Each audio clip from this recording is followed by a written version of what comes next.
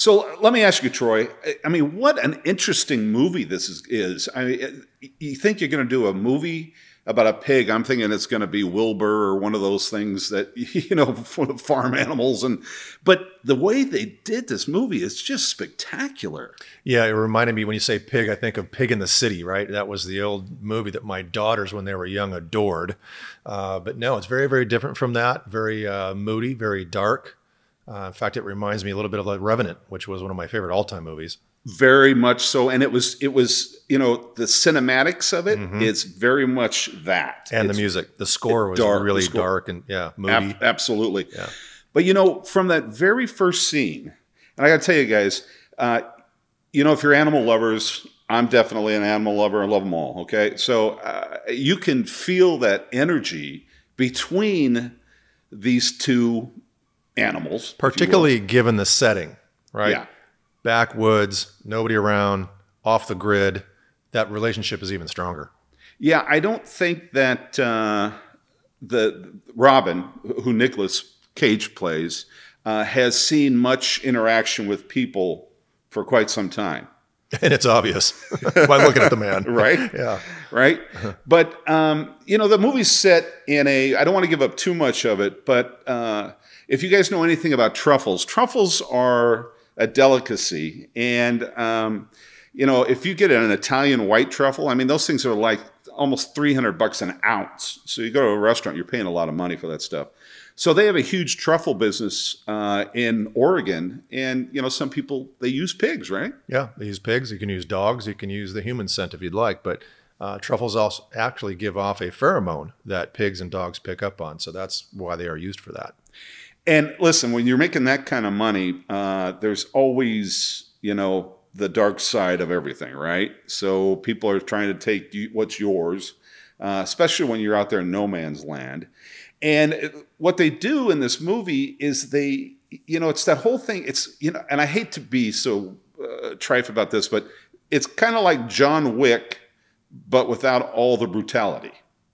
Right? Yeah, there's no violence. Well, there is violence in this movie, actually, when I come to think of it, because Nicolas Cage's character is beat up pretty much the whole film, and he looks the part. But it's not an action figure type movie at all. Well, he's more grunge like me. He's not a pretty boy at all. Okay, he's the pig looks better than him. Very much so. That's a cute looking pig, by the way. But I got to tell you something. Everybody did a great job in this movie in putting you into that. I felt like I was there, a part of it. Well, and that's, again, goes back to the score, I think. The cinematography of the film and the score. The score sets a tone. It sets an emotion.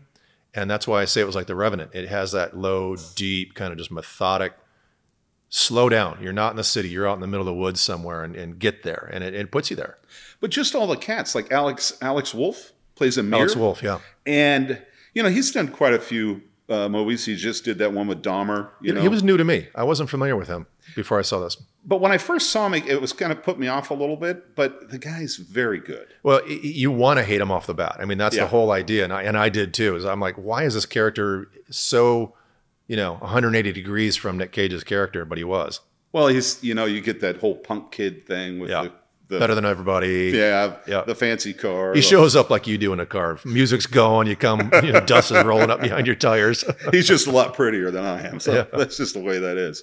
But everybody in the movie, the only thing that was funny, one of our producers here, Martha, said that she saw the movie also. And she goes, every guy in that movie cried. Is this a good thing? I don't know. Yeah, I don't know if it is. I'm going to cry myself. But I think, it's all of the whole movie. It isn't about like Wick, where it's all brutality. I'm going to get my dog back or whatever. It's all about loss.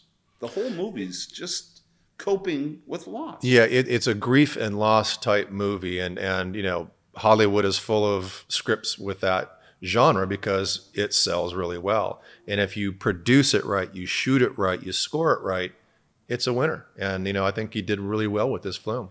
Well, I was expecting Nicolas Cage, right, to Robin, to come out in his Harley with flames coming out. Oh my God, was that one of the worst movies you ever saw? That's what you get with Nicolas Cage. What was that? Hell, what was the name of that movie? Oh my goodness, Flamehead. I can't remember, but it was pretty bad. I mean, I think he did a follow up to that too. I think he had he did 2 of those. Yeah, From Hell or whatever. I don't forget the name of that damn thing. So it was Ghost Rider. Where he was on the flames and all that. But all of his stuff is, or most of his stuff is, action, beat 'em up, let's kick some ass. But this one was from the heart. And I think the best scene, and I don't want to give away too much, right? Right. But, it's that haiku, the Japanese haiku, Yes. what do they call it? It's in between the syllables. He said more in that scene with the chef, that restaurant scene, than he did in the whole movie. Yeah, that was an incredible scene. My favorite, I think, of the movie. There was a couple of them, but that might have been my favorite. And we back up. Nicolas Cage, right? Nicholas Kim Coppola. Correct. Given name, right? Born in Long Beach, of a very famous family, right? The Coppola family. We know of Francis Ford Coppola, who is probably best known for his directing of the Godfather series. That's his uncle, right? That's his uncle. Yeah. And his cousin is Sofia Coppola. Sure. And Shia Tyre. That's not how you say it. What's her name? What's her name? I don't Shout know. it out. Yeah. Yeah, you'll know it when you hear it. She was in, actually, I think, one of the Godfather films. But he changed his name because he didn't want to walk into, the producers and stuff and say, I'm a Coppola. So he changed his name to Cage, which came from a comic strip, I believe it was, or a cartoon. And he changed his name. But he's a very prolific actor. And I can't say I love everything he's done. He's done some good stuff, certainly. But the favorite thing I saw him do up to this point was Leaving Las Vegas. In fact, he won an Academy Award for his best actor in that movie. Just a phenomenal movie with Elizabeth Shue. Anything she's in, I'll watch it as well, by the way. Sure. But, it seems like, every script is a good script to Nicolas Cage. He's done an awful lot.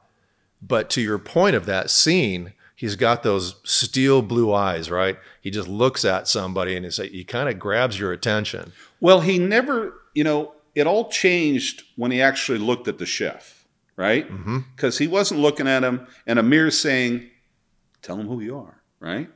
And so he finally looks up and the chef realizes this is Chef Field. Yeah, did you see the chef's reaction? It's actually in the trailer. It was so good. He's like, he just caught it. He goes, oh my God, that's who this is, right? It's not a normal Nicolas Cage movie. And Right. in my opinion, it's probably his best work.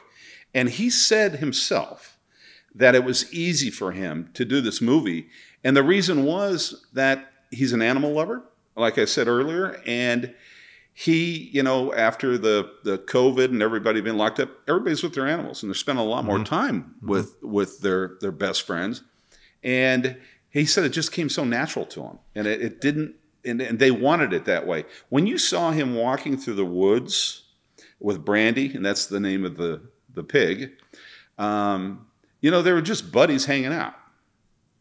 And it took a simple little whistle for the pig to come and have his meal after Nicholas has his meal, and he gives the rest to the pig. But yeah, it is a cute pig, by the way. He's a pretty cute little red pig, but he's a truffle pig, right? And what they do is they go out, like I said, truffles put off a certain pheromone, and pigs pick up on that. Typically, the truffle pigs are female because they pick up on that smell more than the male pigs do. Correct. Or you can use dogs, but highly, highly prized truffles, right? You were mentioning that earlier, Hammer. It's like very, very expensive. Some of the most expensive food parts that you can, possibly cook with.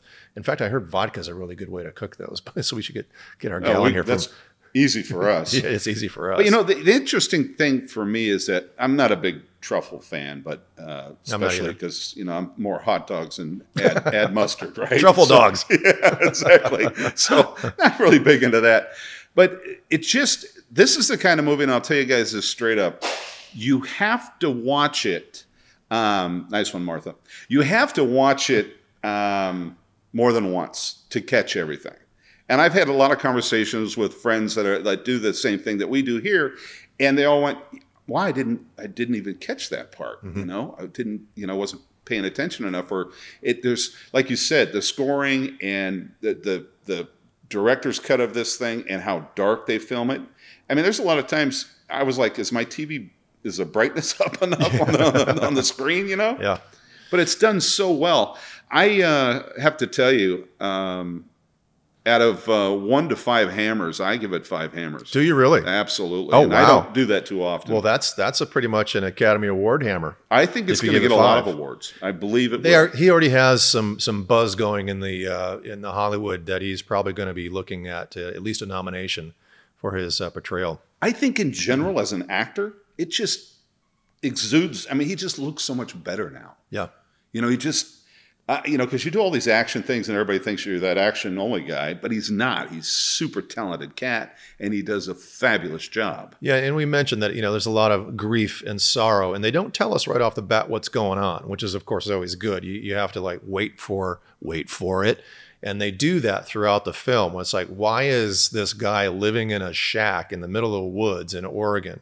We don't really know at the beginning, right? No. We just figure he's a hermit of some kind. But then the story starts to unfold. We understand his grief. His grief didn't come out till much later in the film, actually, because I kept wondering while I was watching, why is he out there? What's going on? What happened? It finally. Right. We don't want to give that up. No, we won't. We won't give that away. There's 3 segments to the movie, and they actually segment it off. But guys, listen. Thank you for watching, and go see Pig.